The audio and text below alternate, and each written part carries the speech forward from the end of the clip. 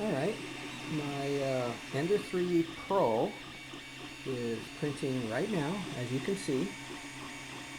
It's on its first layer. It did the skirt. That's what this is here. This is the skirt to show that everything is good all the way around the model. That's the advantage of using a skirt. You can see if there's any high spots or low spots.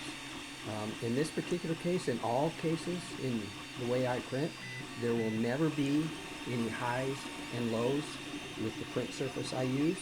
And as you can see, it's a mirror tile, cut to size. It's at the same thickness all the way around its entire surface. The level has been leveled with no electronic gizmo. It's just not needed because it's a flat surface. So I just trammed it right here with the tried and true old school tramming tool. Since I know the surface is known to be flat everywhere, then a gizmo here, the whatever they call that, is not even needed. It becomes useless because there will be no highs and lows to account for, because I know I've trammed it for distance with the piece of paper. So the distance is good, the thickness of the mirror tile is good, everything is good. I don't heat the bed. You can see that for yourself here. Let's see if we can get the light out of the way. You can see the set point is non-heated on the bed. So I don't heat the bed, so I don't have to worry about warping or anything of that nature. You can see this is the standard old school hot end right here. This came with the printer as you see it right now. So again, no gizmo here. There's no direct drive. It's not required. I'm pretty PLA, silk in fact. So again, hot ends came with the printer. There's no modified shroud, air shroud or anything, because the fans that it came with are perfect for what it was intended to do. You can again see the Bowden tube.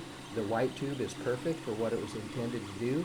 The inside diameter is 1.75. The blue tube has a much smaller inside diameter, which causes friction right here around the curve.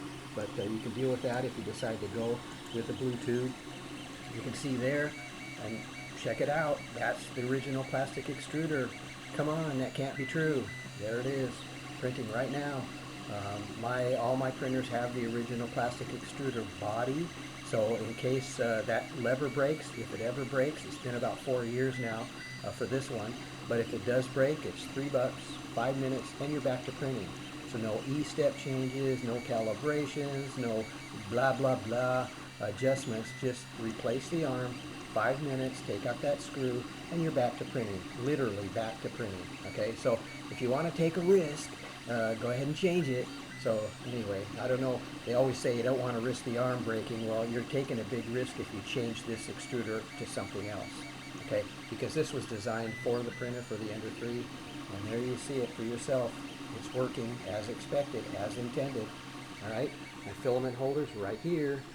So you can see here it's a direct inlet right here with the filament straight into the extruder itself. There's no arms, levers, or gizmos at all redirecting it. It's just not required because it's mounted right here and it's straight in, straight through, all the way down to the table. Okay, right there through the nozzle. That's the original 0.4 millimeter nozzle. Another thing that's original are the springs. These came with the printer. If you use them properly and have them compressed properly, then there's no worries of possible levers turning because the printer is printing. They literally don't fall because of gravity. In fact, they don't fall because of it printing, because it has the proper tension. You see just enough thread through the bottom and the proper tension here on the springs. No failure right there. Okay, so there you go. I just wanted to show the first layer going down. It's now, okay, I just looked over at the screen, it's now on the second layer. Again, no heated bed, everything's going great. There's no brim, no wrap, no messy Elmer's glue stick. It's literally, every part's gonna stay flat to the bed, the entire print. There's literally 1, 2, 3, 4, 5, 6, 7, 8, 9, 10, 11, 12, 13, 14, about 16 separate individual parts being printed right now in place as you see it. There you go. I don't know what else to show. It's all here in the video.